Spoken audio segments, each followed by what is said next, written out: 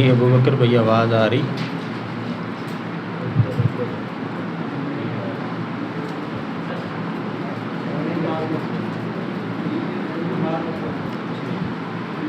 بسم اللہ والصلاة والسلام علی رسول اللہ، اما بعد۔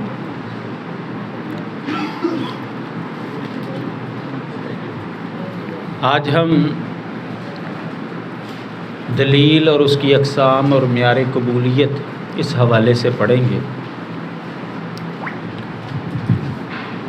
کیونکہ ملحدین کے ساتھ جب بھی ہماری گفتگو ہوگی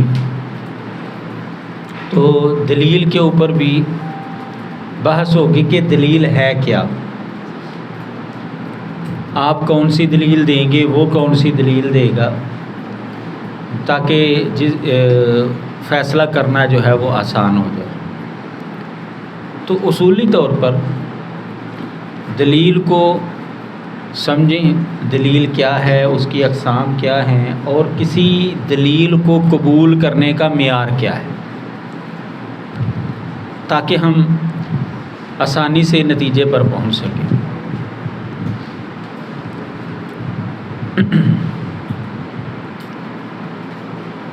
یار یہ ان کا نیٹ پھر بند ہو گیا، ان کا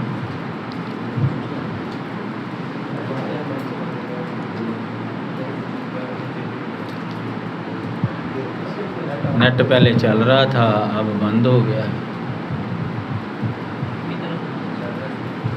چل پڑا۔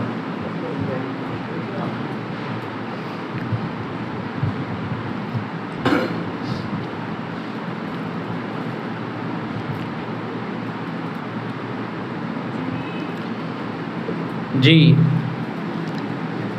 آج ہم پڑھیں گے دلیل، اس کی اقسام اور معیار قبولیت کے حوالے سے، تاکہ ہم کسی نتیجے پر پہنچ سکیں۔ دلیل لغوی اعتبار سے کہتے ہیں ہادی اور مرشد کو، یعنی جو چیز رہنمائی کرتی ہے لغوی اعتبار سے اس کو دلیل کہا جاتا ہے، خواہ وہ علامت ہو یا علامت مقرر کرنے والا یا اس نشانی کی جانب رہنمائی کرنے والا، کوئی بھی چیز جو رہنمائی کرنے والی ہے، وہ کوئی علامت ہو یا کوئی بندہ ہو، اس کو لغوی اعتبار سے دلیل کہا جاتا ہے۔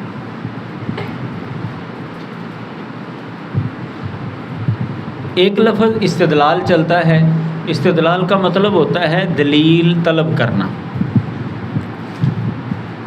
اور ایک لفظ ہوتا ہے مدلول، یعنی دلیل کا نتیجہ۔ قرآن مجید کے اندر لفظ دلیل جو ہے وہ استعمال ہوا ہے رہنما کے معنی میں، دلالت کرنے والی چیز، سورۃ الفرقان آیت نمبر 45 میں۔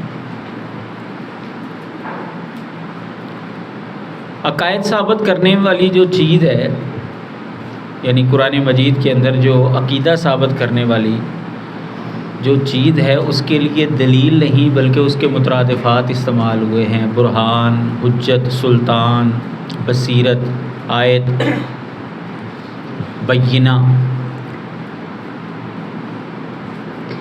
دلیل کی اصطلاحی تعریف یہ ہوئی ما یلزم من العلم به العلم بشیء آخر، کہ جس کو جاننے سے کسی دوسری چیز کا علم ہو جائے،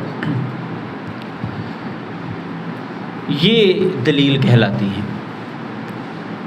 یعنی ہم اگر اللہ تبارک و تعالیٰ کے وجود پر جب بحث کریں گے تو اللہ تعالیٰ کے وجود کو ثابت کرنے والی دلیل کیا ہوگی، رہنمائی کرنے والی ہمارے پاس کیا ثبوت ہے، کیا دلیل ہوگی۔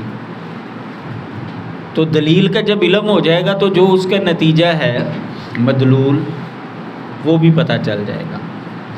تو دلیل کی اصطلاحی تعریف کیا ہوئی کہ جس کے جاننے سے کسی دوسری چیز کا علم حاصل ہو جائے۔ مثلا آپ دور سے دھواں اڑتا دیکھتے ہیں تو اس دھوئیں نے دلالت کی ہے نیچے آگ جلی ہوئی ہے، تو دھواں جو ہے یہ دلیل ہے اور وہ آگ کیا ہے، مدلول ہے۔ اسی طرح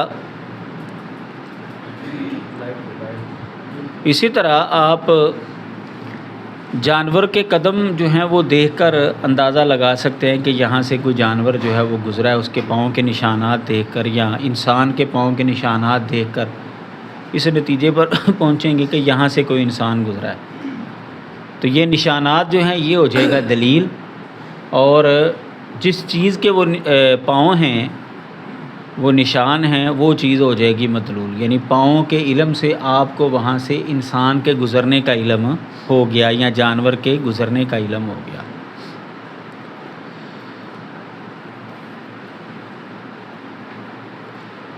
دلیل جو ہے وہ 3 طرح کی ہوتی ہے، یعنی انسان کے پاس جو علم آتا ہے نا وہ 3 ذرائع سے آتا ہے۔ نمبر 1 حواس خمسہ، نمبر 2 عقل، اور نمبر 3 سچی خبر۔ ان تینوں دلیلوں کو ہم سمجھتے ہیں۔ حواس خمسہ یعنی دیکھنا، سونگھنا، چکھنا، چھونا، سننا، یہ جو 5 حواس ہیں جن کے ذریعے کسی چیز کا علم حاصل ہوتا ہے، یہ کلی علم کی طرف رہنمائی نہیں کرتے۔ یہ ذریعہ علم تو ہے لیکن محدود، اس کے ذریعے آپ کو ہر چیز کا علم نہیں ہو سکتا۔ مثلا اگر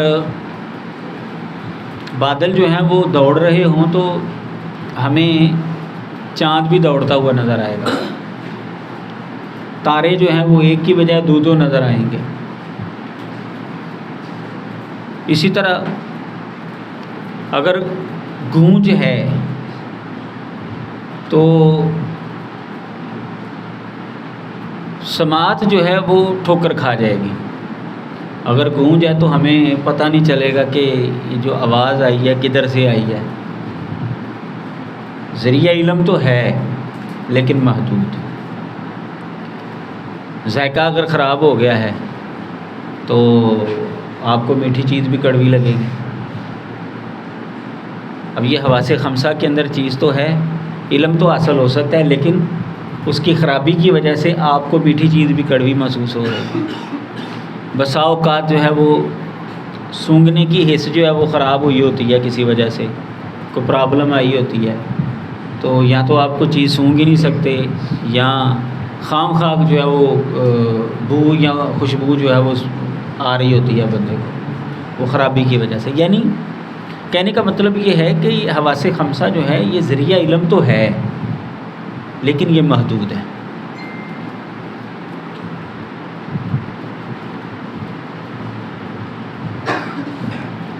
دوسری چیز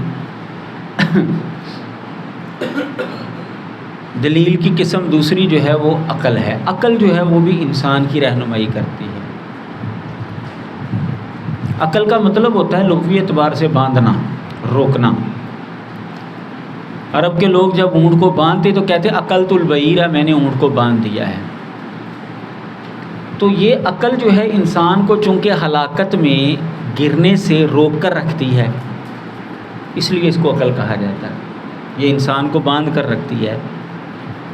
یہاں سے ہی جو ہے وہ کہہ لیں کہ عقل مند اور پاگل کے اندر جو ہے اور جانور کے اندر جو ہے فرق جو ہے وہ آ جاتا ہے، کیونکہ جو بیچارہ ذہنی طور پر معوف ہے وہ تو ہو سکتا ہے کہ ٹرین کے آگے بھی کھڑا ہو جائے، ہو سکتا ہے چھت سے چھلانگ لگا دے، لیکن جو عقل والا بندہ ہے، عقل اس کو، شعور اس کو روک کر رکھے گا، نہیں تیری جان کو خطرہ ہے، تو ادھر نہ جا، گر جائے گا، وغیرہ وغیرہ۔ جانوروں کے اندر بھی جو ہے وہ شعور نہیں ہے، تو وہ بھی نقصان کے اندر جو ہے وہ چلے جاتے ہیں، ان کے اندر عقل نہیں ہے۔ تو انسان کے اندر جو ہے وہ عقل ہے۔ عقل جو ہے یہ رہنمائی کرتی ہے۔ اس کو عقل کیوں کہا گیا؟ کہ یہ انسان کو ہلاکت سے بچاتی ہے۔ عقل کے مترادفات جو استعمال ہوئے ہیں قرآن مجید کے اندر، حجر، ایسی عقل جو نقصان سے بچائے، حلم، ایسی عقل جو طبیعت پر ضبط رکھے اور مشتعل نہ ہونے دے، لب خالص عقل، نہا فراست والی عقل۔ ابصار اس کا لفظی ترجمہ تو آنکھ سے دیکھنا ہے، لیکن یہ دل کی آنکھ سے دیکھنے کے معنی میں بھی مستعمل ہے۔ تو عقل کی اصطلاحی تعریف کیا ہوئی کہ سوچنے سمجھنے کی صلاحیت اور ملکہ، سوچنے سمجھنے کی صلاحیت اور ملکہ، جو کہ انسان یعنی عقل والے کے پاس تو ہے، لیکن پاگلوں کے پاس اور جانوروں کے پاس یہ چیز نہیں۔ عقل کے ذریعے بھی علم تو حاصل ہو جاتا ہے، لیکن یہ بھی محدود ذریعہ علم ہے، کیونکہ بہت سی چیزیں ہیں جو عقل سے ماورا ہوتی ہیں، عقل کے اندر نہیں آتی۔ کئی ایسی چیزیں ہیں مذہب کے اندر بھی اور سائنس کے اندر بھی جو عقل سے ماورا ہوتی ہیں۔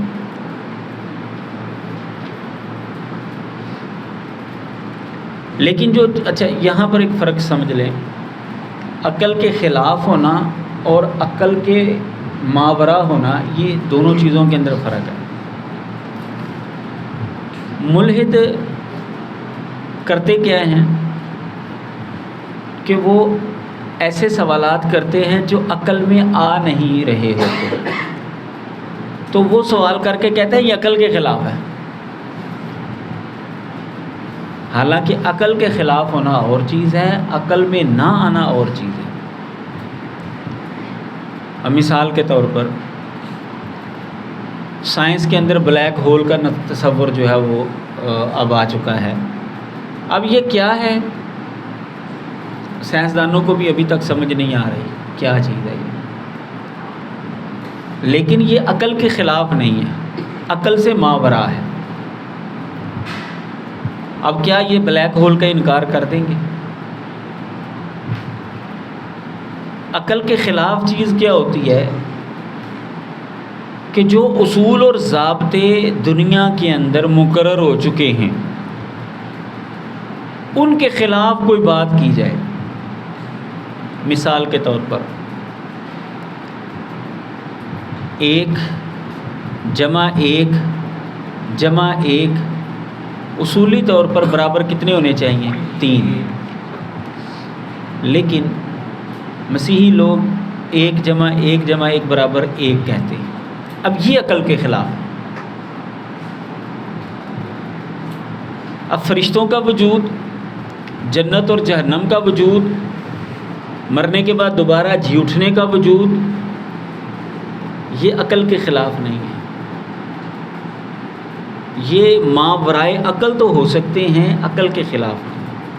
وہ یہ کہتے ہیں جی یہ کیسے ہو سکتا ہے کہ پل صراط آپ کہتے ہیں جی تلوار سے زیادہ تیز، بال سے زیادہ باریک، تو یہ چیز عقل میں نہیں آتی، یہ غلط ہے۔ بھائی عقل میں آپ کی چیز نہیں آ رہی تو اس کا مطلب ہے کہ وہ غلط ہو گئی۔ کتنے لوگ ہیں جن کو آئنسٹائن کے جو اصول ہیں وہ سمجھ میں آتے ہیں، اب جن کو سمجھ میں نہیں آتے، مثلاً اب کئی لوگوں کو ریاضی سمجھ میں نہیں آتی، اسکول میں ریاضی پڑھ رہے ہوتے ہیں تو وہ بیچارے ہر سال ہی فیل ہوتے ہیں۔ اب وہ کہتے ہیں جی یہ ہے ہی غلط، ساری ریاضی، علم ریاضیات ہی غلط ہے، یہ کو تک بنے گا؟ نہیں، اس کا قصور ہے، اس بیچارے کی اتنی سمجھ نہیں ہے کہ اس کو وہ پتہ چل سکے۔ وہ یہ نہیں کہہ سکتا یہ عقل کے خلاف ہے، وہ یہ کہے گا مجھے سمجھ نہیں آ رہا، لیکن کیا ایک چیز سمجھ میں نہیں آ رہی تو اس کا مطلب یہ کہ وہ غلط ہو گئی؟ ماں ورائے عقل ہونا اور چیز ہے، عقل کے خلاف ہونا اور چیز ہے۔ تو ملحد لوگ ایسے سوالات اٹھاتے ہیں جو ماں ورائے عقل ہوتے ہیں، عقل کے خلاف نہیں ہوتے، تو ماں ورائے عقل بات کر کے وہ یہ ثابت کر رہے ہوتے ہیں کہ یہ چونکہ عقل کے خلاف ہے اس لیے یہ اصول، یہ بات درست نہیں ہے۔ یہی وجہ ہے کہ ہم ان کو کہتے ہیں کہ بھئی اسلام کے اندر کوئی ایسی چیز بتائیں جو اسلام میں ثابت ہو اور عقل کے خلاف ہو، ایسا نہیں ہوتا۔ تو بہرحال بہت سی ایسی چیزیں ہیں جو عقل میں نہیں آتی، اس لیے یہ بات ثابت ہوتی ہے کہ عقل جو ہے یہ ذریعہ علم تو ہے لیکن محدود۔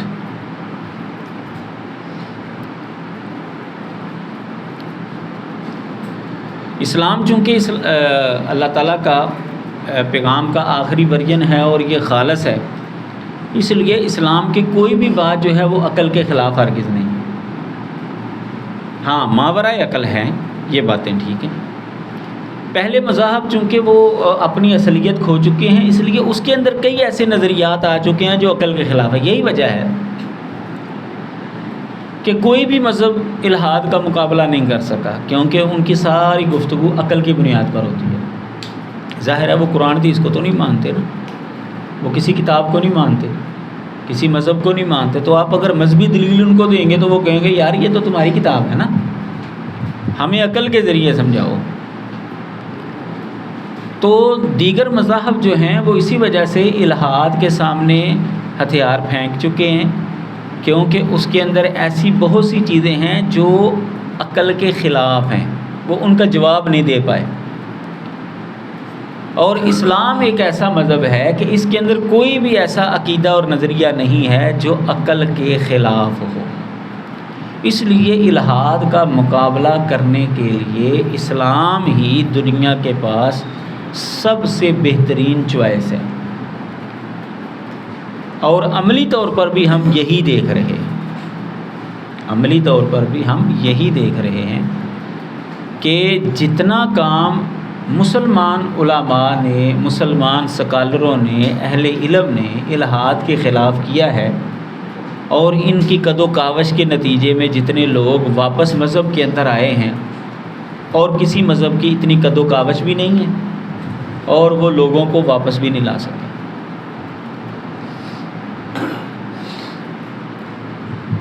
تو اس لیے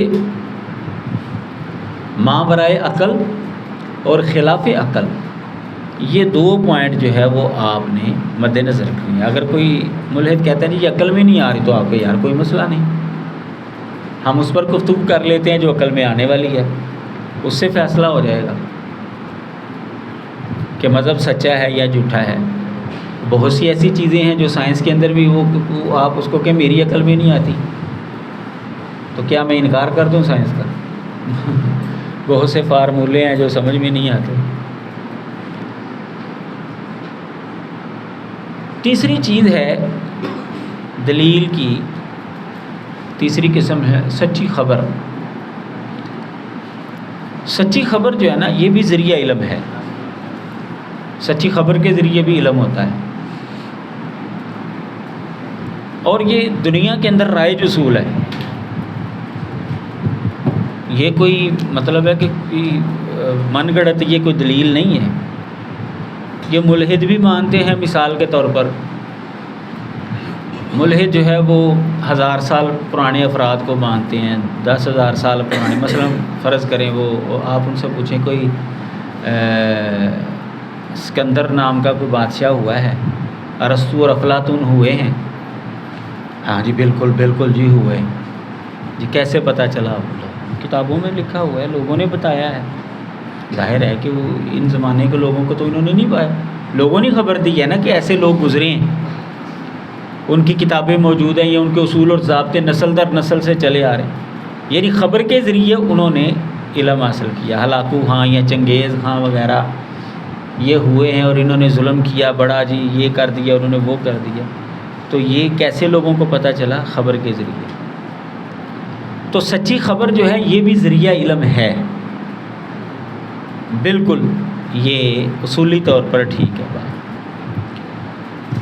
اب سچی خبر جو ہے وہ دو طرح کی ہوتی ہے، ایک ہے عام انسان کی خبر اور ایک ہے خاص انسان کی خبر۔ عام انسان جو ہم لوگ ہیں، اور خاص انسان سے مراد ہے نبی اور رسول۔ عام انسان کی دی ہوئی جو سچی خبر ہے اس کے ذریعے بھی علم حاصل ہو جاتا ہے، لیکن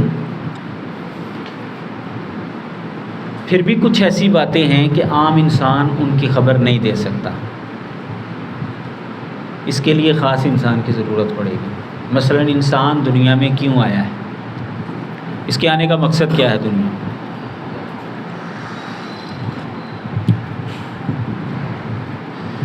انسان کی حقیقت کیا ہے، روح کیا ہے، مرنے کے بعد روح کہاں جاتی ہے وغیرہ وغیرہ،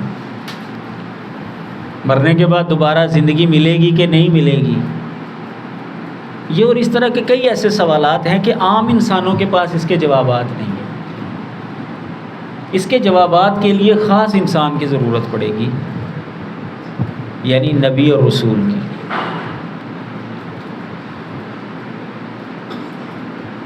تو جب خاص انسان ان باتوں کی خبر دے گا، بہت سی ایسی باتیں ہیں کہ جن کی خبر خاص انسان دے گا، تو وہ خاص انسان جو ہے وہ کس کے ذریعے دے گا؟ وحی کے ذریعے۔ عام انسان کی طرف چونکہ وحی نہیں آتی، خاص انسان کی طرف وحی آتی ہے، نبی اور رسول کی طرف وحی آتی ہے، تو وہ وحی کے ذریعے دے گا۔ اس کا مطلب یہ ہے کہ انسان وحی کا محتاج ہے۔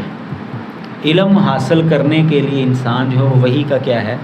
محتاج ہے، کیونکہ بہت سی ایسی باتیں ہیں جو عام انسان حل نہیں کر سکتا، سائنسدان اس کو حل نہیں کر سکتے، اس کا جواب نہیں دے سکتے، وہ وحی کے ذریعے ہمیں پتہ چلیں گے۔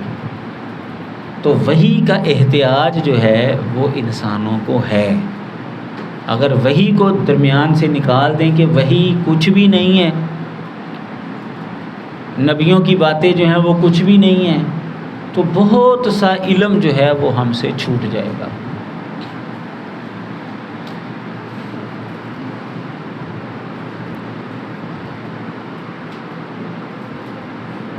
تو اس کا مطلب یہ ہوا کہ سچی خبر جو ہے یہ بھی ذریعہ علم ہے۔ عام انسان کی سچی خبر کے ذریعے بھی علم حاصل ہو سکتا ہے، وہ بھی دلیل بن سکتی ہے۔ خاص انسان کے ذریعے بھی ہمیں علم حاصل ہو سکتا ہے، اور کئی ایسی باتیں ہیں جو عام انسان حل نہیں کر سکتا، وہ خاص انسان حل کرے گا۔ اس کا مطلب یہ ہے کہ انسان جو ہے وہ وحی کے محتاج ہیں۔ یہاں پر ایک پوائنٹ جو ہے وہ یہ بھی سمجھ لیں کہ ہمارا جو رویہ ہے نا، یعنی چونکہ ہم مسلمان ہیں اس لیے ہم اسلام کو سامنے رکھیں گے، باقی مذاہب کو تو ایک سائڈ پر رہنے دیں، لیکن بسا اوقات ہمیں اہل مذہب کی جو ہے نا وہ ملحدین کے مقابلے میں ان کا دفاع کرنا پڑتا ہے۔ یعنی جب ہم مذہب کی بحث کریں گے تو پھر سارے مذہبی آ جائیں گے اس کے اندر، لیکن خیر ان مذاہب کے اندر پھر اصل حالت میں کون ہے، پھر وہ اگلی بحث ہو جائے گی۔ فی الحال ہم دیگر مذاہب کو چھوڑتے ہیں، یہ بات سمجھنے کے لیے ہم یہ کہتے ہیں کہ ہمارا جو رویہ ہے نا وہ مشرکین اور ملحدین کے درمیان ہے۔ مشرکین جو ہیں وہ عقل کا استعمال نہیں کرتے، وہ اپنے ہاتھوں سے بنائی ہوئی چیزوں کو خود ہی پوجنا شروع ہو جاتے ہیں، عقل استعمال نہیں کر رہے وہاں پر۔ اگر عقل استعمال کریں تو وہ اس نتیجے پر پہنچیں گے کہ جو چیز ہماری محتاج ہے ہم اس کے محتاج کیسے ہو سکتے، وہ ہماری مشکل کشائی حاجت روائی کیسے کر سکتے، ہم اس کی عبادت کیسے کریں جو ہماری محتاج ہے۔ یعنی جس کے خالق ہم ہیں وہ ہماری دعا کیسے سنے گا؟ جبکہ ملحدین جو ہیں وہ عقل کو ہی حرف آخر سمجھتے ہیں۔ ہم کہتے ہیں کہ عقل بھی ذریعہ علم ہے، اور سچی خبر جو ہے وہ بھی ذریعہ علم ہے۔ سچی خبر جو ہے وہ بھی کیا ہے؟ ذریعہ علم ہے۔ وحی بھی ذریعہ علم ہے اور عقل بھی ذریعہ علم ہے۔ ہم لوگ ان کے بین ہیں، نہ تو ہم عقل کا انکار کرتے ہیں اور نہ ہی عقل کو حرف آخر سمجھتے ہیں۔ ہم کرتے کیا ہیں؟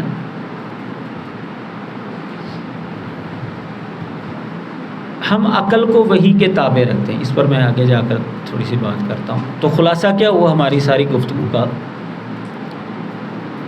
کہ کسی چیز کی رہنمائی کے لیے، یعنی کسی چیز کے ہونے یا نہ ہونے کی دلیل ہمارے پاس جو ہے وہ 3 ذریعے سے ہو سکتی ہے: حواس خمسہ کے ذریعے، عقل کے ذریعے اور سچی خبر کے ذریعے۔ اب اگر ہمارے پاس ان ذرائع سے کوئی چیز حاصل ہو رہی ہے تو پھر اس کے اوپر کوئی اور دلیل مانگنا جو ہے نا وہ غیر مقبول رویہ ہے۔ اگر حواس کے ذریعے مجھے یہ چیز نظر آ رہی ہے کہ یہ بوتل ہے تو آپ پھر کہیں بار اس کی دلیل دو کہ یہ بوتل ہے، او بھائی نظر آ رہی ہے، آپ کو بھی نظر آ رہی، مجھے بھی یہ دلیل ہے، اس کا نظر آنا دلیل ہے۔ پانی کا ذائقہ کچھ نہیں ہوتا، پانی کا ذائقہ نہیں ہوتا، یہ چکھ کر دیکھ لیں، یہ دلیل ہے۔ سورج چڑھا ہے کہ نہیں چڑھا، یہ دلیل ہے، باہر جا کر دیکھ لیں۔ جب آپ نے آنکھوں سے دیکھ لیا تو پھر اس کے اوپر اور دلیل کا مطالبہ کرنا یہ غلط ہے۔ جب آپ نے خبر دینے والے کو سچا مان لیا، جب آپ نے خبر دینے والے کو سچا مان لیا کہ یہ بندہ سچا ہے، تو پھر جو وہ خبر دے رہا ہے پھر آپ اس خبر کے اوپر دلیل اور مانگیں کہ میں اس وقت مانگوں گا اس کی اور دلیل ملے، یہ غیر مقبول ہوگا۔ ہاں زیادہ سے زیادہ آپ خبر دینے والے کی سچائی کے اوپر بحث کر سکتے ہیں۔ آپ یہ نہیں کہہ سکتے کہ بندہ سچا بھی ثابت ہو رہا ہے اور جو وہ خبر دے رہا ہے وہ جھوٹی ہے، میں نہیں اس کو مانتا۔ آپ صرف ضد اور ہٹ درمی کی وجہ سے نہیں مان رہے، اصولی طور پر ہمیں ثابت کریں کہ وہ ماننے کے قابل نہیں ہے، وہ بات ماننے کے قابل نہیں ہے۔ اگر ایسی بات ہے تو پھر دنیا کی بے شمار خبریں جو ہیں وہ آپ ایک جملے کے اندر رد کر سکتے ہیں۔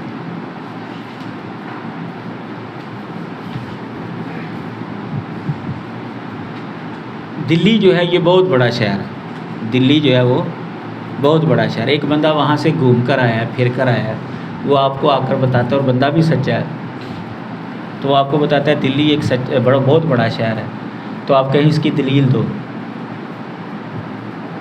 آپ اس کو سچا بھی مان رہے ہیں، ہاں اگر آپ اس کو جھوٹا مان دیں پھر ٹھیک ہے، آپ کہیں یار میں تیری بات پر یقین نہیں کرتا، تو قابل اعتبار نہیں ہے، پھر آپ اس سے مزید دلیل کا مطالبہ کر لیں۔ لیکن اگر آپ ایک بندے کو سچا بھی مان لیں، اصولی طور پر وہ سچا بھی ثابت ہو، اور پھر آپ اس سے کہیں یار اس کی دلیل دو، یہ غیر مقبول رویہ۔ ہاں زیادہ سے زیادہ آپ کی کیا کر سکتے ہیں، مزید تائید کے لیے آپ کچھ اور گواہیاں حاصل کر لیں تسلی کے لیے۔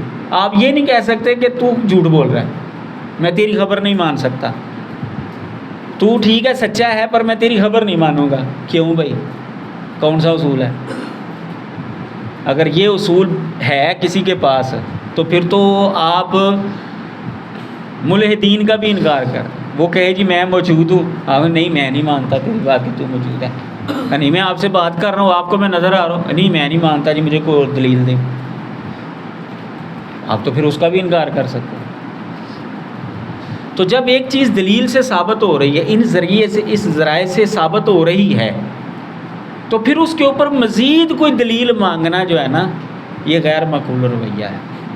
ہاں آپ مزید تسلی کے لیے تو مانگ سکتے ہیں، یعنی میں مزید تائید چاہتا ہوں آپ کی، آپ اکیلے وہاں سے ہو کر آئے ہیں، میں چاہتا ہوں کہ کوئی اور بندہ بھی گواہی دے تاکہ میری مزید تسلی۔ میں یہ نہیں کہہ رہا کہ آپ جھوٹ کہہ رہے ہیں، ٹھیک ہے وہ بڑا شہر ہوگا، آپ کی بات اصولی طور پر آپ کی بات قابل حجت ہے، لیکن میں مزید تسلی کے لیے، جیسا کہ آپ نے صحابہ کو دیکھا کہ کئی دفعہ جو ہے وہ ایک صحابی آ کر ان کو خبر دیتے ہیں تو وہ کیا کہتے ہیں، گواہی لے کر آؤ۔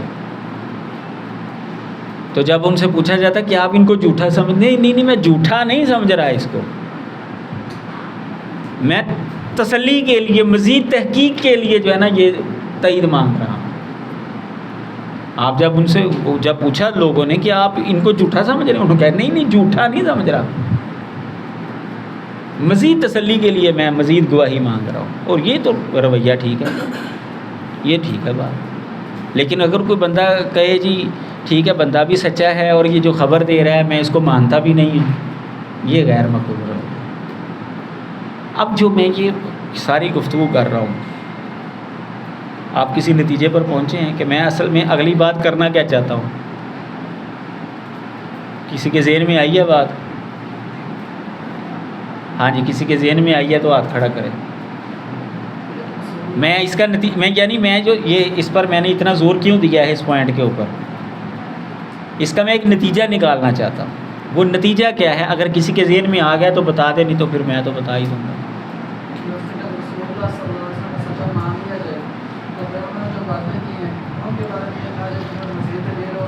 شاباش.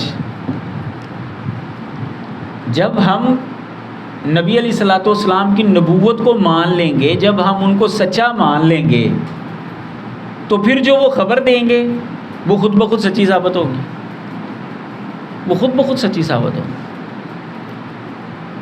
یہ ہے جی اس کا ساری گفتگو کا نتیجہ یہ ہے. یہی وجہ ہے کہ ملحدین کے ساتھ جب ہماری گفتگو ہوتی ہے تو ہم ایک دلیل اسلام کی سچائی کے اوپر، وجود باری تعالیٰ کے اوپر یہ بھی پیش کرتے ہیں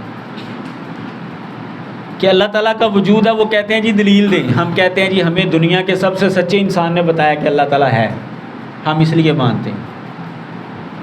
میری گفتگو ہوئی ہے، وہ انڈیا کا تھا، کوئی ہندو مذہب سے اس نے الہاد کو قبول کیا، ہندو مذہب کو چھوڑ. ورون اس کا غالباً نام تھا، ورون. تو اس کے ساتھ میری گفتگو ہوئی، ڈبیٹ رکھ دی ملحدین نے. تو کافی اس نے جو ہے نا وہ سوالات کیے، میں نے اس کو جواب دیا. تو آخر کار اس نے کہا جی بس میرے سوال ختم ہو گئے. ٹھیک ہے جب میں سوال کروں گی ٹھیک ہے. تو پھر میں نے اس سے سوالات کیے. ایک سوال اس نے یہ کیا تھا کہ خدا موجود ہے، اس کی دلیل کیا ہے؟ خدا ہے، خالق کائنات، اس کی دلیل کیا ہے؟ تو میں نے کہا، میں نے یہی دلیل پیش کی. میں نے کہا جی ہمیں دنیا کے سب سے سچے انسان نے خبر دیا کہ خدا موجود ہے. تو اس کا جواب پتہ ہے کیا تھا؟ ہاں یہ دلیل پہلے بھی میرے سامنے آئی تھی، آپ نے جو دلیل پیش کی ہے یہ مجھے پتہ ہے، آپ لوگ یہ دلیل دیا کرتے ہیں. یہ اس کا جواب تھا بس. یعنی اس نے میری دی ہوئی دلیل کے اوپر کوئی جرا نہیں کی. تو جب ہم نبی علیہ الصلوۃ والسلام کی نبوت کو ثابت کر دیں گے تو آپ کی ساری خبریں خود بخود سچی ثابت ہو جائیں گی. پوائنٹ سمجھ میں آیا آپ کو؟ تو جو دلیل، جو علم ہمیں ان ذرائع سے حاصل ہو جائے، اس کے اوپر مزید دلیل کا مطالبہ کرنا یہ غیر معقول رویہ ہے. آپ نے منطق کے اندر پڑھا ہوگا بدیہیات، بدیہی چیزیں. بدیہی چیزوں میں ایک چیز کیا ہے؟ مشاہدات. یعنی جس چیز کا مشاہدہ ہو جائے وہ بدیہی ہے. تو بدیہی چیز کس کو کہتے ہیں؟ منطق کے اندر پڑھا ہے آپ نے کہ نہیں پڑھا؟ اور جس کو جاننے کے لیے دلیل کی ضرورت نہ ہو، تعریف کی ضرورت نہ ہو، دلیل کی ضرورت نہ ہو، بغیر دلیل کے سمجھ میں آ جائے. کیونکہ مشاہدہ بذات خود دلیل ہے. جب آپ نے سورج کو دیکھ لیا تو اب آپ سورج کے وجود کے اوپر اور کوئی دلیل نہیں مانگ سکتے. اگر آپ مانگیں گے کہ میں تب مانوں گا کہ آپ اس کے وجود پر دلیل دیں، یہ آپ کا غیر معقول رویہ ہے. یہ اصولی طور پر غلط ہے. پوائنٹ سمجھ میں آیا آپ؟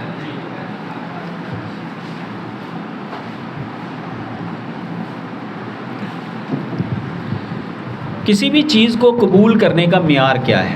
اصول اور ضابطہ کیا ہے؟ دو چیزیں. عقلاً ممکن ہو، یعنی عقل کے اندر وہ چیز جو ہے عقلی اعتبار سے وہ ممکن ہو، یعنی عقل کے خلاف نہ ہو. عقل کے خلاف نہ ہو، پہلا پوائنٹ یہ ہے. نمبر 2، دلیل اس کے اوپر مل جائے، عقلی یا نقلی. یعنی یہ جو تینوں ذرائع علم ہیں ان میں سے کوئی دلیل مل جائے، عقل کے خلاف نہ ہو اور اس کے اوپر دلیل مل جائے. جب یہ دو چیزیں کسی چیز کے اندر پائی جائیں گی نا، کسی دعوے کے اندر پائی جائیں گی، تو وہ دعویٰ ثابت ہو جائے گا.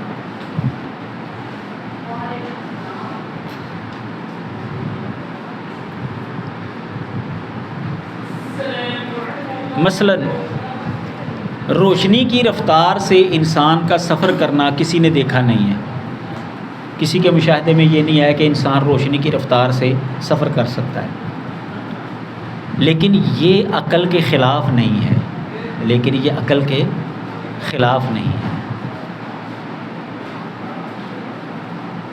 جب یہ عقل کے خلاف نہیں ہے تو ایک پوائنٹ آ گیا اس میں۔ دوسرا، جب کوئی اس کا دعویٰ کرے کہ جی کوئی انسان وہ اتنی تیز رفتاری سے اس نے سفر کیا ہے، تو پھر اس کی دلیل کو دیکھا جائے گا۔ اگر وہ حواس کے ذریعے، عقل کے ذریعے یا سچی خبر کے ذریعے اس کی دلیل دے دیتا ہے نا، تو اس کے دعوے کو سچا مانا جائے گا۔ ہم یہ نہیں کہہ سکتے جی یہ میری عقل میں نہیں آ رہی آپ کی بات، اس لیے میں اس کو ریجیکٹ کرتا ہوں۔ بھائی عقل میں نہ آنا اور چیز ہے، عقل کے خلاف ہونا اور چیز ہے۔ یہ بات آپ کو بہت سے مقامات پر کام آئے گی۔ روزمرہ کے اندر ہم یہی دو اصول استعمال کرتے ہیں۔ مثال کے طور پر آپ کسی ماہر ڈاکٹر کے پاس گئے ہیں، معائنہ اس نے کیا اور بتایا کہ آپ کو دل کا عارضہ جو ہے نا وہ لاحق ہو چکا ہے، لہذا آپ جو ہے نا یہ پرہیز کریں، یہ دوائی کھائیں۔ اب دل کا عارضہ ہونا یہ ممکن ہے، کسی کو دل کی بیماری ہونا یہ بالکل ممکن ہے، اور جو معائنے کے بعد بتا رہا ہے وہ اپنے فن کا ماہر ہے، وہ اپنے فن کا کیا ہے؟ ماہر ہے۔ اب یہاں پر عقلاً ممکن بھی ہے چیز اور دلیل بھی مل رہی ہے کہ اس نے باقاعدہ طبی معائنہ کیا ہے، لہذا آپ اس وجہ سے اس کی بات کو ریجیکٹ نہیں کر سکتے کہ مجھے احساس نہیں ہے کہ مجھے دل کا عارضہ ہے، مینوں تو نہیں کبھی ساہ چڑھیا ابھی، مجھے تو دل میں کبھی درد نہیں ہوئی، مجھے تو احساس نہیں ہو رہا کہ مجھے دل کا عارضہ ہے۔ آپ اس وجہ سے ریجیکٹ نہیں کر سکتے کہ مجھے دل کا عارضہ محسوس نہیں ہوتا، نہیں، آپ مانیں گے اس کی بات کو، نہیں مانیں گے تو نقصان اٹھائیں گے۔ کیوں؟ عقلاً ممکن ہے آپ کو دل کا عارضہ لاحق ہونا، اور جو بات بتانے والا ہے بندہ اس نے باقاعدہ مشاہدے سے، اس نے باقاعدہ تحقیق سے یہ بات بتائی ہے آپ کہ بھئی آپ کو عارضہ لاحق ہو چکا ہے۔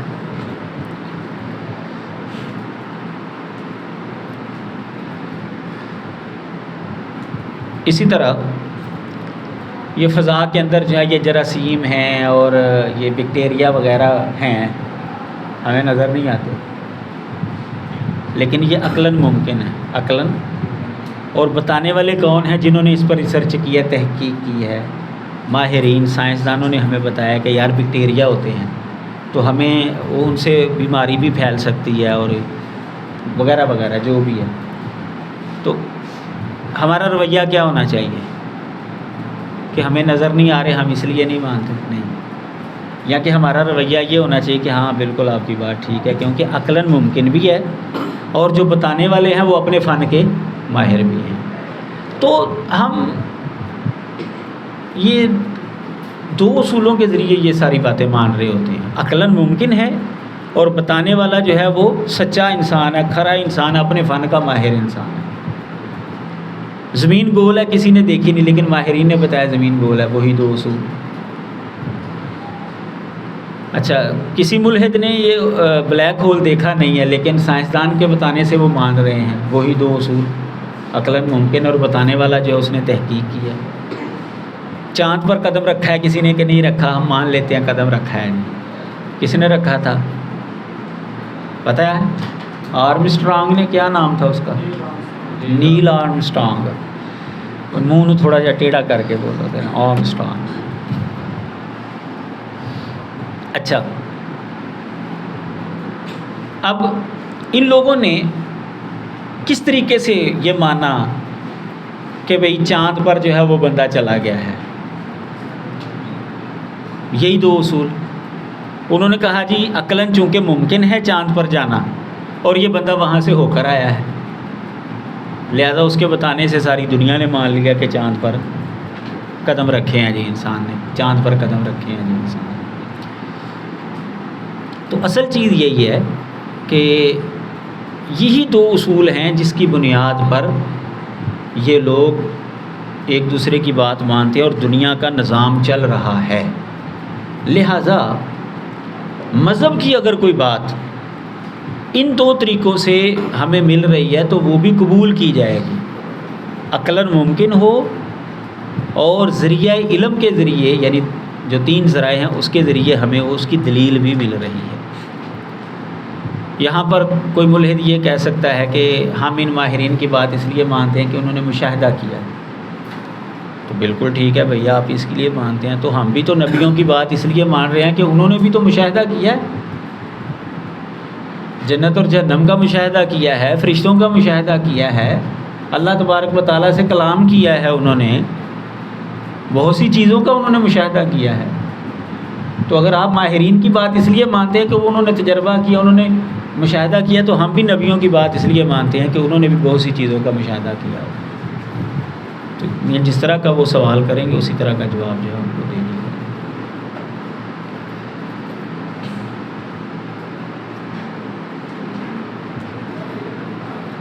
لیں جی، ان کی کلاس تو کافی دیر کی ختم ہو چکی ہے، ہم یہاں پر ختم کرتے ہیں۔ باقی تھوڑا سا رہ گیا ہے کہ عقل کا اور وحی کا تعلق کیا ہے، جب ان کے اندر تعارض ہوگا تو کیسے اس کو حل کیا جائے گا۔